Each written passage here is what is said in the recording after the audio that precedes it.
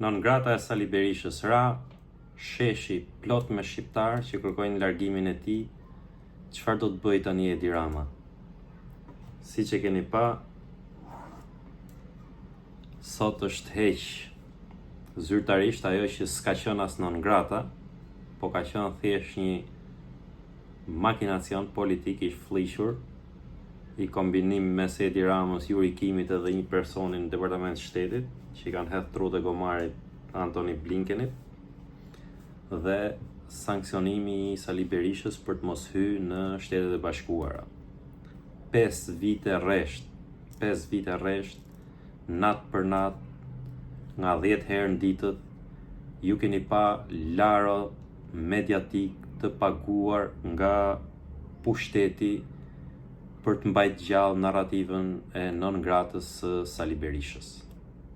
Unë nuk do merrem fare me pjesën e rezistencës së Sali Berishës, ai e bëri rezistencën e vet.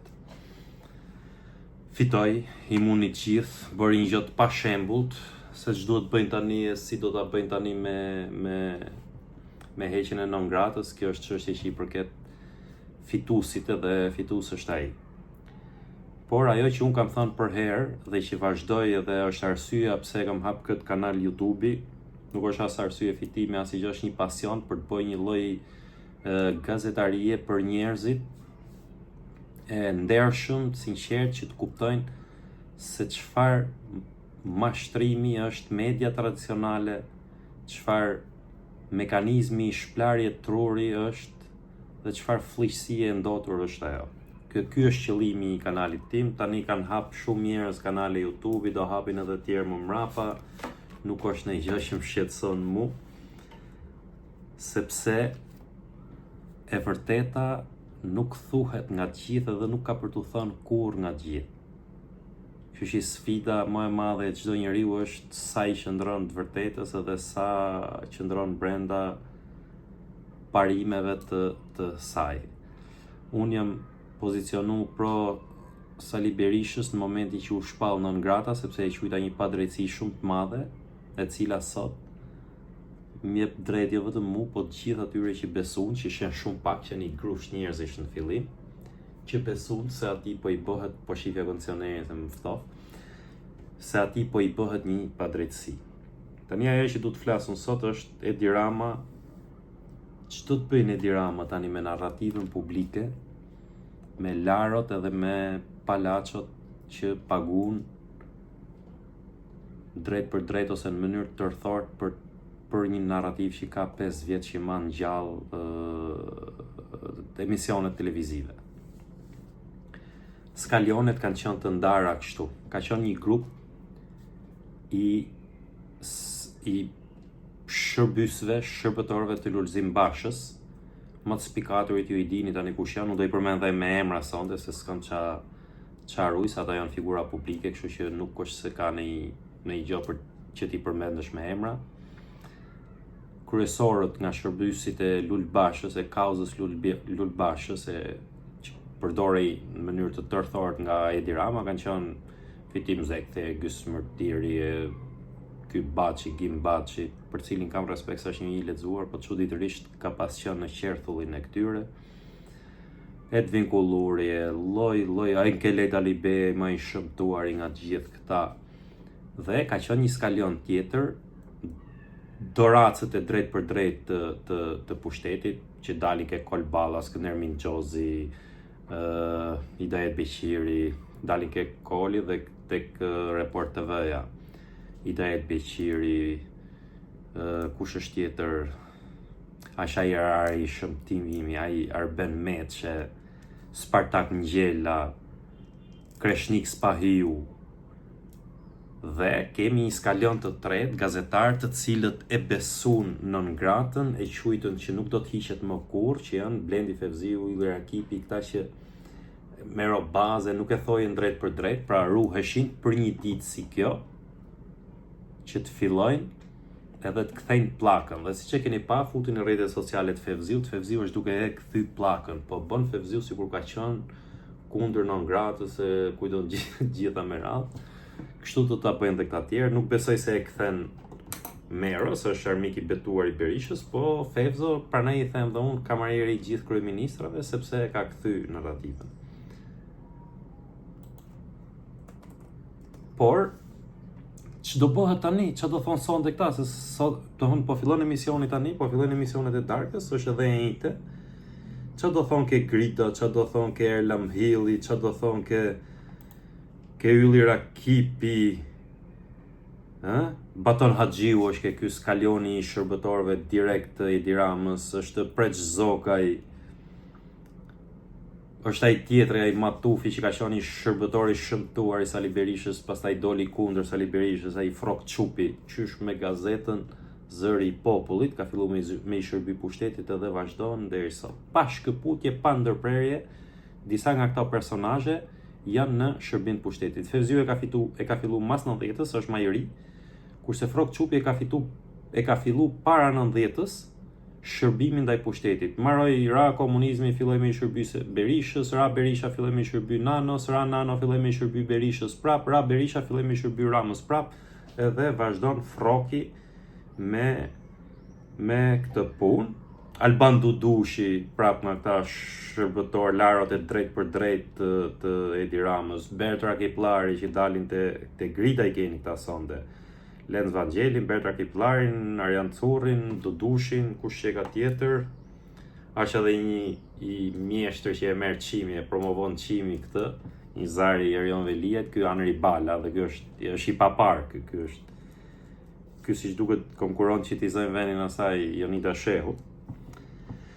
Kjo është media, kjo ka qenë për 5 vite narrativa e kontrollit medias, por sot është ndryshe situata, si do kenë fytyrë këta laro mediatik që ju kanë hedh trut e gomarit juve, ju kanë shplat trut ju që vini shani mu në për Facebook, në për YouTube, në për gjitha, sepse gjoni këto qelbësirat ndark, mashtrusët, njerëzit e paguar, ata ju mashtrojnë ju se paguhen, ju mashtroheni kot, mashtroheni fala, se s'merrni asgjë. Qa do thonë sonde për non gratën që s'është më?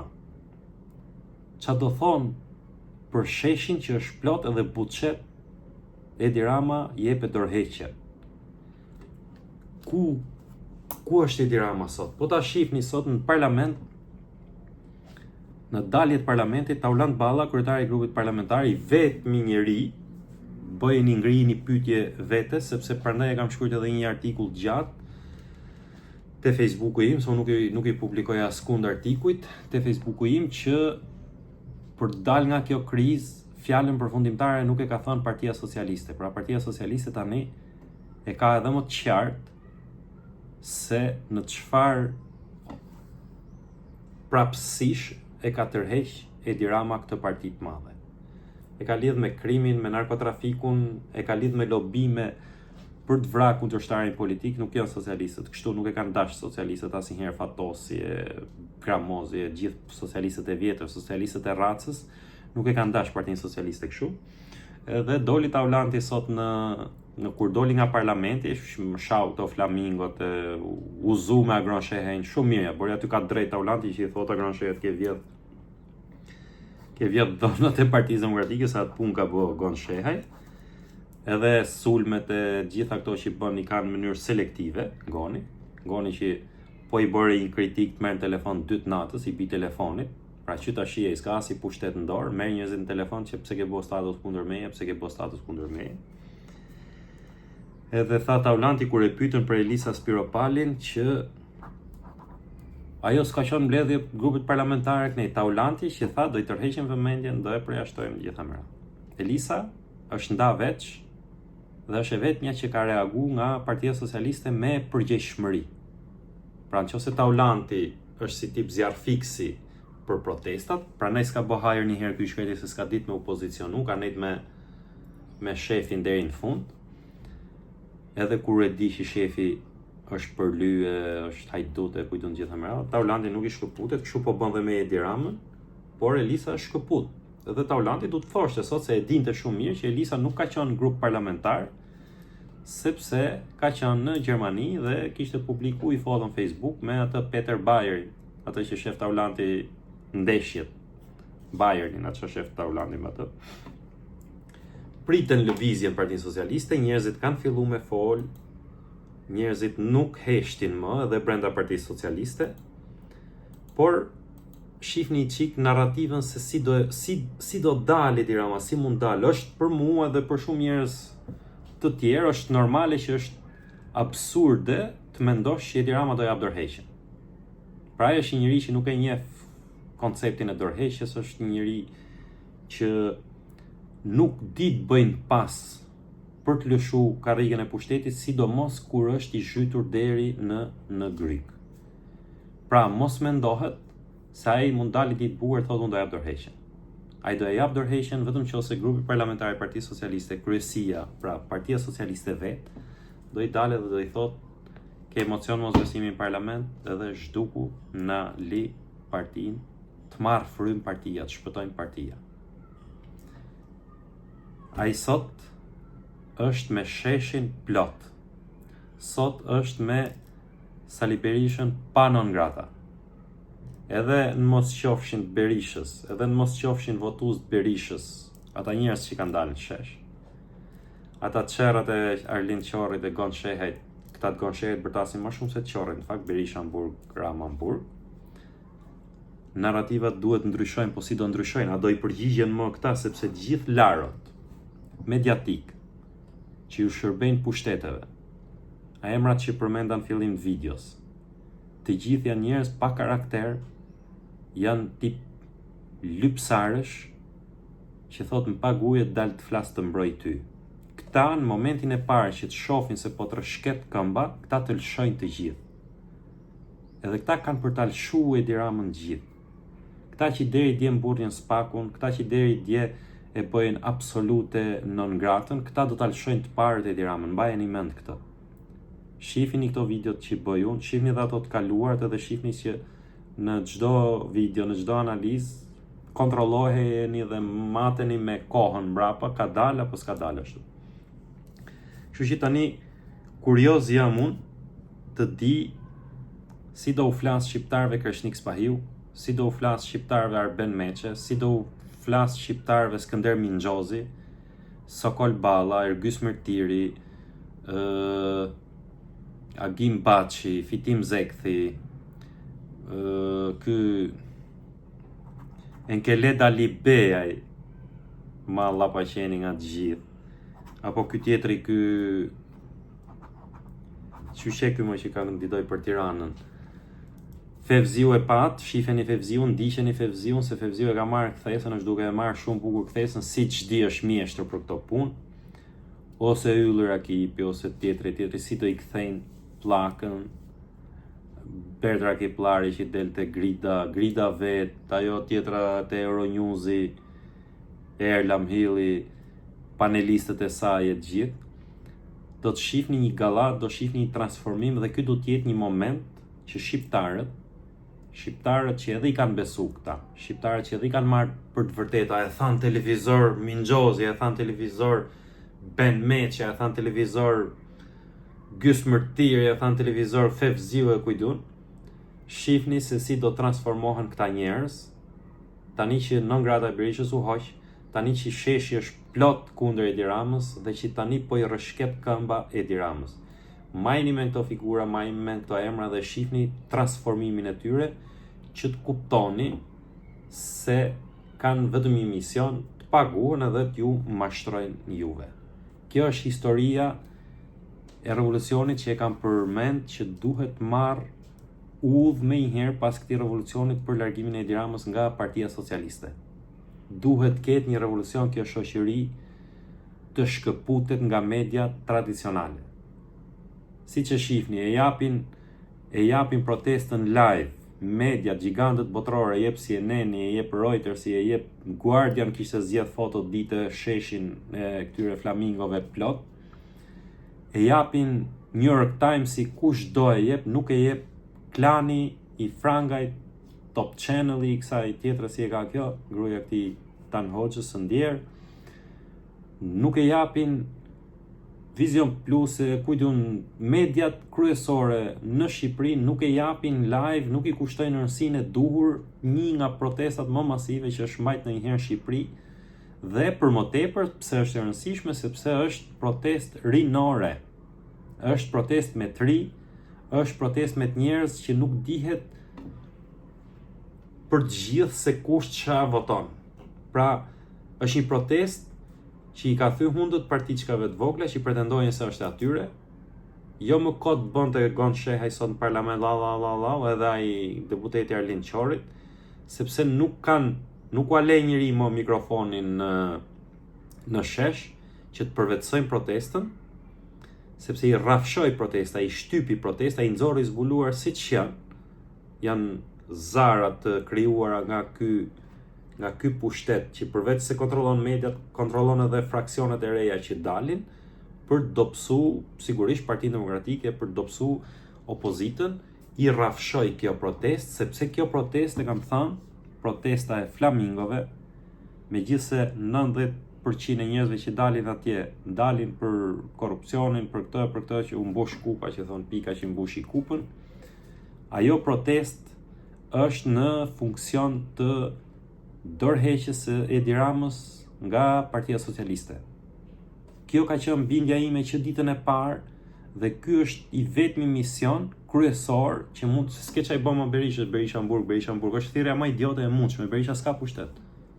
Do shkonin zgjedhje, mos e votoni Berishën, mbaroi filmi. Për çfarë duhet hyn në Burg Berisha kur e shihni që e bëni një vit Burg me urdhër të Edi Ramës, se i tha Edi Rama atij maskarajt atje në Artlin Dumanit Spakut, merra arrestoi, tha se ka thënë Departamenti i Shtetit është i korruptuar.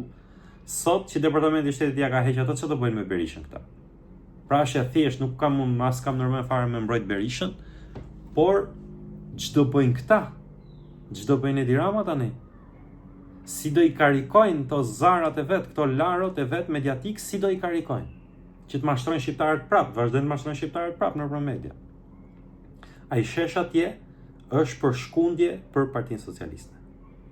Unë nuk e di kush vjen kryet Partisë Socialiste. Le të vinë kush doj. Ka një gjë këtu që duhet ta them, se e kam shkruar dikur në rrjetet sociale, në Facebook më duket, pa ta kriju një ide që Ditmir Bushati mund të ishte dikushi. Por kam gabuar, edhe për këto që e ka lexuar atë postimin,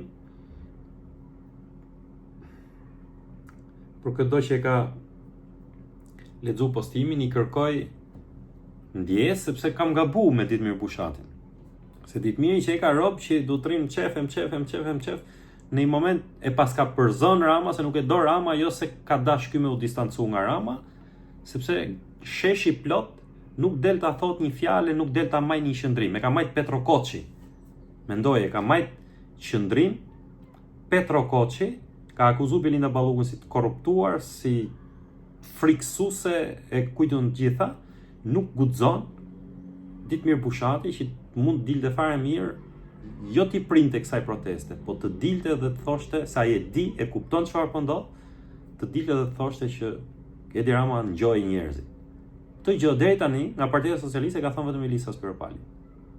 E keni inat, e keni qef, e vërteta është e vërtet, duhet mbështet kushdo të qoftë. Edhe nëse del një e vërtet në krahun e Edi Ramës nesër, unë prapë do dal ta them. Por sot për sot është kështu.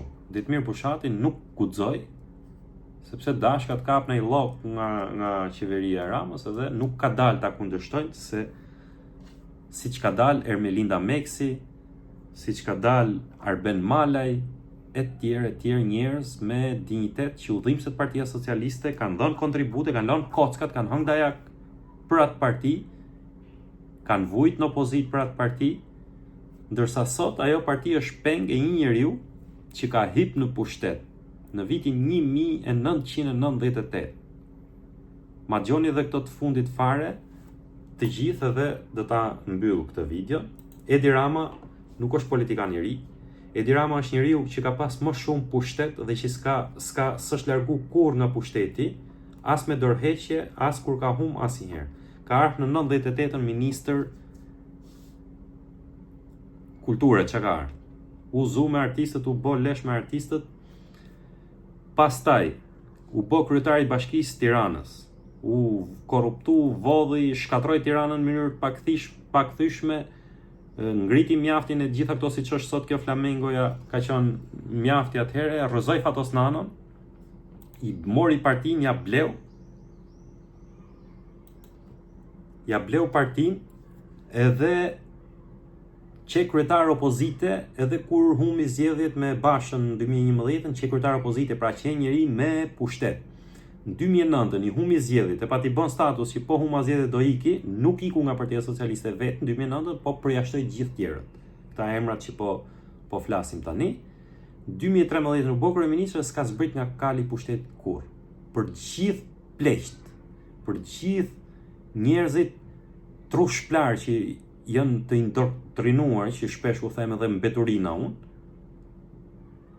kontrollojeni këtë fakt. Edi Rama ka hyp në pushtet në 98-ën edhe nuk i ka zbrit kalit më kur që prej asaj dite. Ju që thoni, Qeli Berisha, 13 vjet e ka ai ekzekutivin në dorë. Ka qenë figurë dominuese, ka qenë figurë përcaktuese, sepse karizma e tij, çfarë thosh, i vdis, që mos ketë impakt, mos ketë ndikim, po pushtet ekzekutiv vetëm 13 vjet ka pas. President atëherë gjysma sa e majti shishmajti, vetëm 8 vjet kryeministër. Kështu që kjo është historia e Shqipërisë sot, Shqipëria e re, që dëgjoj unë njëherë që thërritet në protest. Shqipëria e re do të thotë Shqipëria pa Edi Ramën, Shqipëria pa një shtet njësuar me partinë pushtet, një shtet të lidhur me krimin, me narkotrafikun, një pushtet të lidhur me ignorancën, me mediokritetin, një pushtet të lidhur me platshkitjen, me projekt shpopullimit vendit dhe me një grabitje të gjithkashme të këtij vendi. Kjo do të thotë Shqipëria re, dhe mjafton t'i ke Edi Rama dhe Shqipëria është e re. Se s'ka të bëjnë me mosh njerëzish, por mjafton t'i ky person që e ka inkriminu një vend të tërë. E ka shpopullu, e ka vjedh, e ka platshkit, e ka inkriminu dhe e ka fut në një qerthur të tillë që është shumë e vështirë të dilet nga kjo. Kjo është kauza që duhet mbështet, kjo është edhe në fakt lëvizja pse po bëhet, dhe ne do ta shohim pastaj se si do shkojnë kjo, por do ta shohim këtë punë.